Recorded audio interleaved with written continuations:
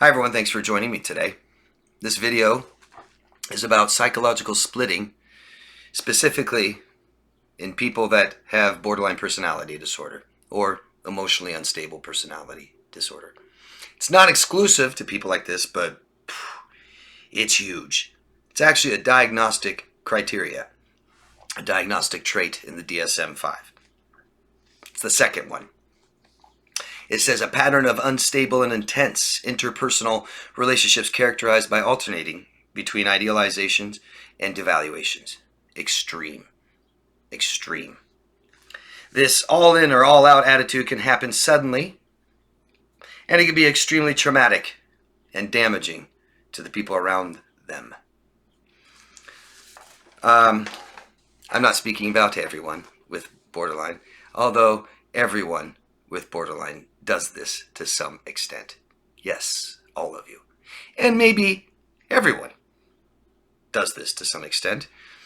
Like most problems and disorders and illness, mental illness, it's a spectrum. We're probably all on it somewhere. I'll give examples.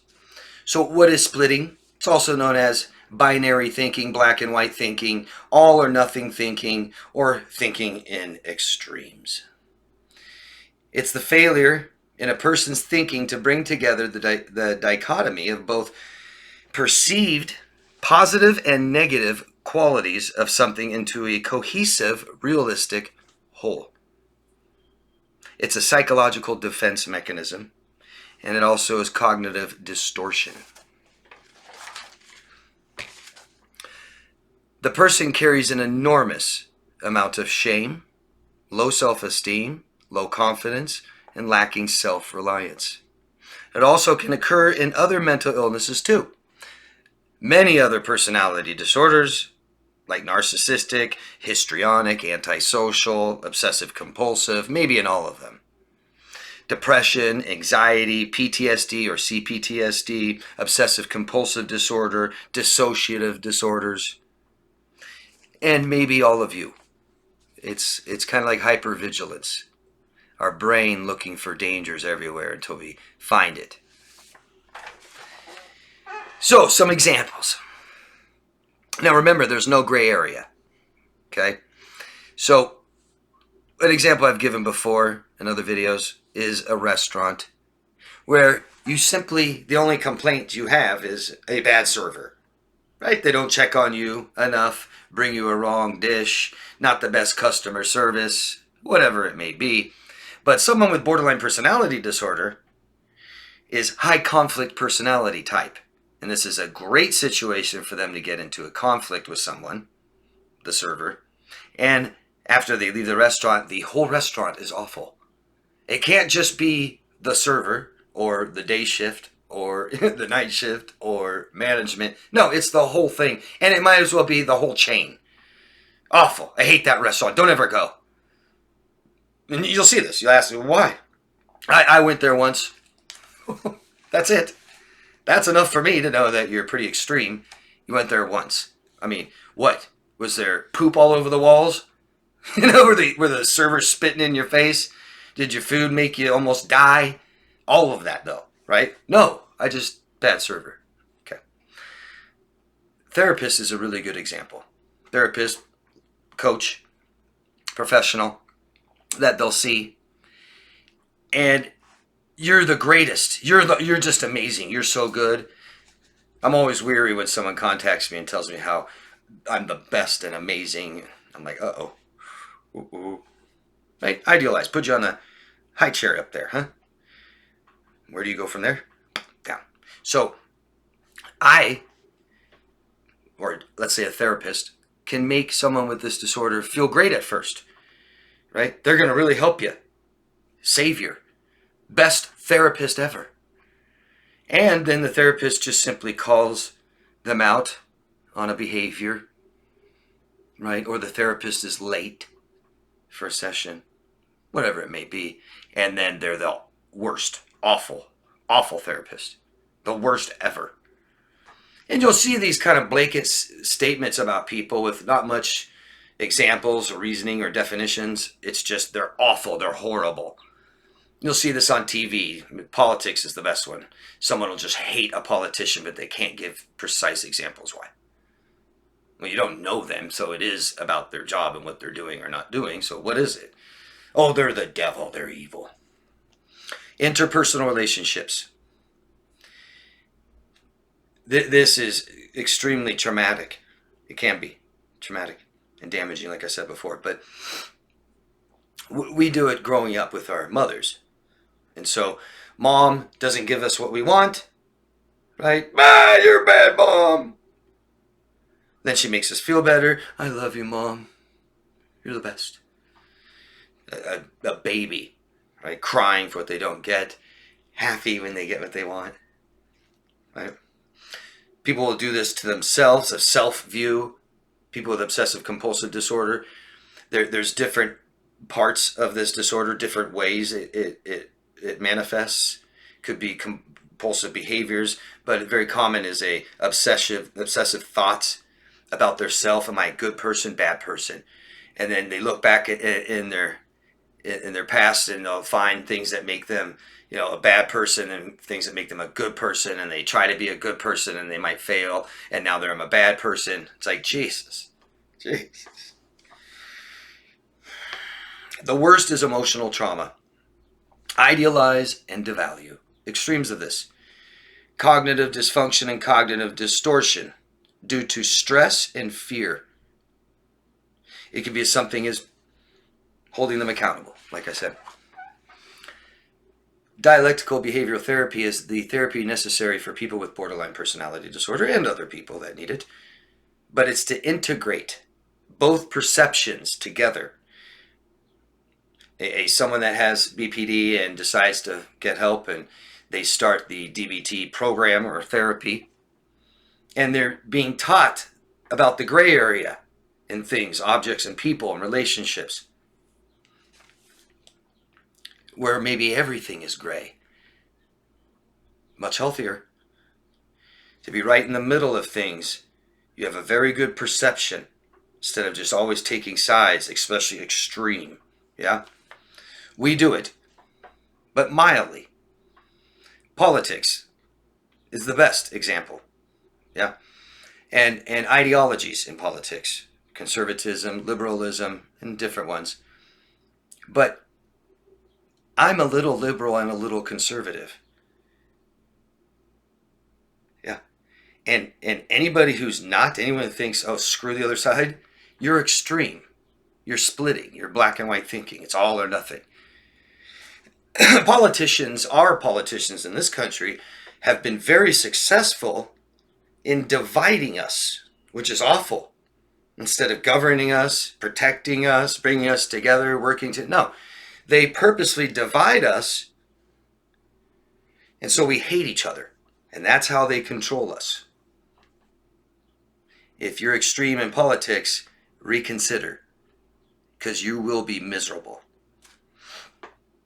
Religion, I see this a lot with religious people.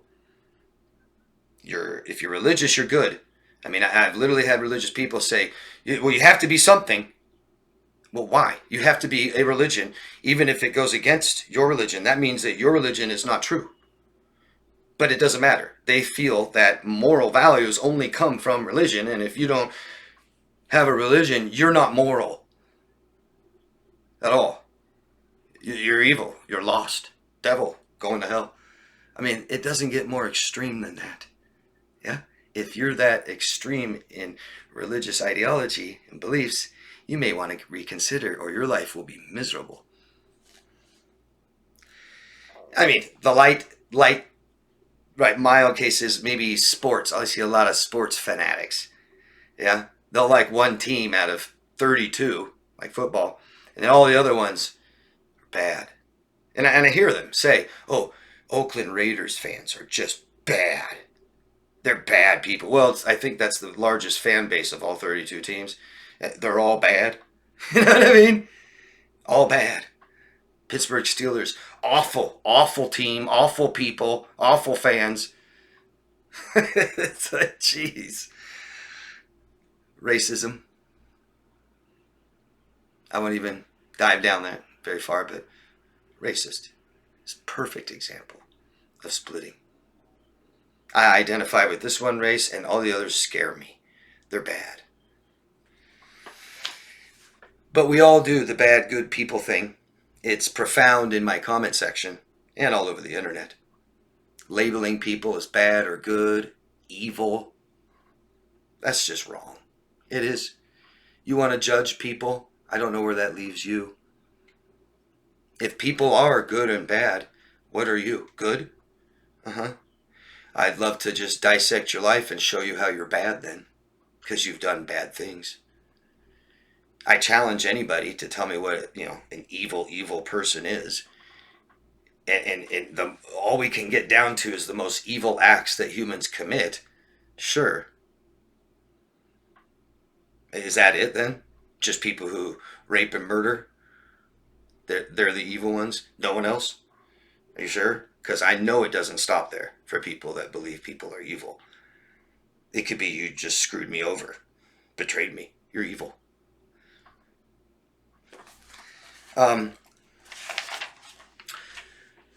Borderlines will believe their feelings are reality. I've said this before. And our feelings are real. Your experiences you've had are real. How you feel is real. But it's not necessarily reality. It's a perception. Okay? It's basically with a person that splits is make me feel bad, you're bad. Just like the baby. And that's what a lot of adults do.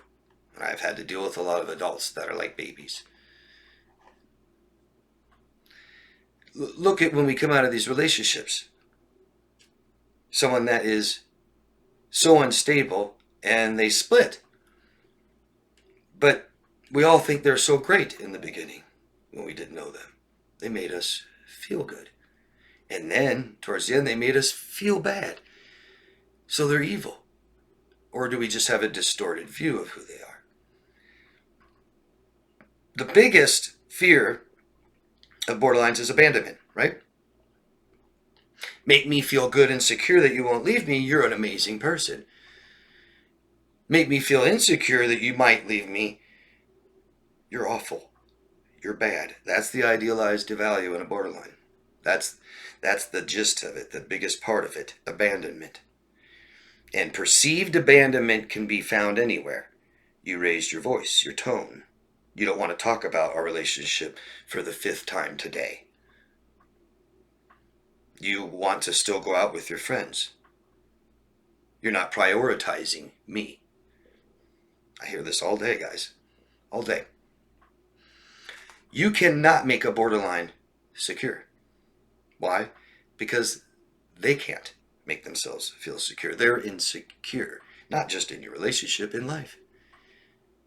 We have to make ourselves feel secure before we can be in a relationship where someone else can make us feel secure. Pretty simple, right?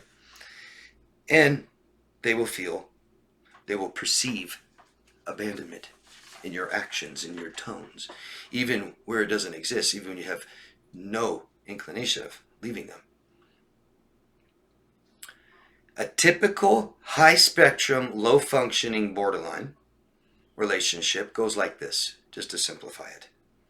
They meet you, and they feel awful, but you raised their feel-good hormones. Therefore, you're an amazing person. Oh my God.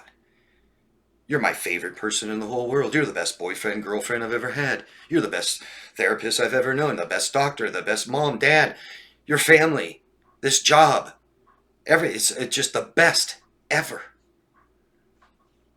And then attachment happens. And this is where stress occurs. And stress chemicals come. And now you're bad. Hypervigilant, being careful. You gonna leave me? Stress chemicals. Feels bad, you're bad. You're gonna abandon me. Splitting. Devalue. Go to a new favorite person. I'm gonna marry them now. Awful. I mean, extremely traumatic. Someone makes you feel better than you've ever felt in your whole life. and they're that idealized version that you're always looking for. So cool, so fun, so neat, so nice, so sexy, so hot, so pretty, so smart.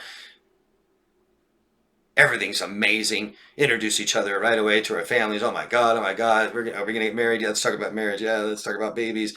Where are we going to be in 10 years, 5 years? Oh yeah. That's the only planning a borderline does. So like I said, we're all guilty of this, but the problem is the spectrum of it.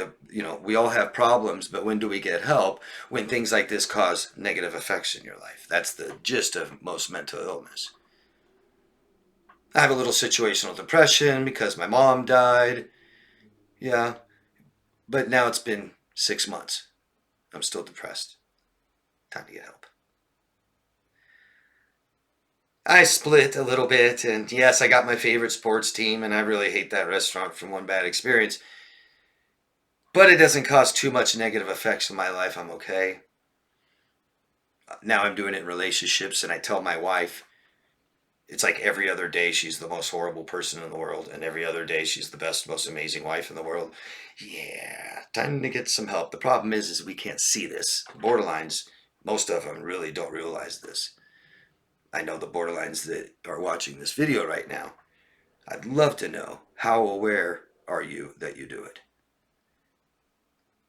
If you don't do it at all, never have, let me know down below. I'll challenge you. I just want to know the times you have, or how aware are you that you do this? And how aware are you of the negative effects it has caused you in your relationships? If you're in a relationship with someone that's doing this, I want you to know that you can't help this. This is mental illness, and we don't help people with mental illness in our interpersonal life. You want to help people with mental illness, become a therapist, okay? If you're in a relationship with someone that does this and it causes negative effects, the relationship is over. There's no fixing this, okay? They need help. They need help. And you probably need help too. You probably need to talk to someone too. It can be extremely damaging to have someone love you so much and hate you so much in the same day. A lot of you are suffering from this. Get help. Talk to somebody. That's it. Talk therapy of some sort. Okay? I'd love to hear your guys' examples. They really make the videos.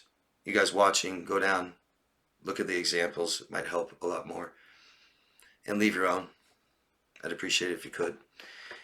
Anybody who wants coaching, you can find me at daviddemars.com. You feel this video has helped you, share, like, subscribe, comment. I'd appreciate you. Thank you. Love yourself first, guys. Bye-bye.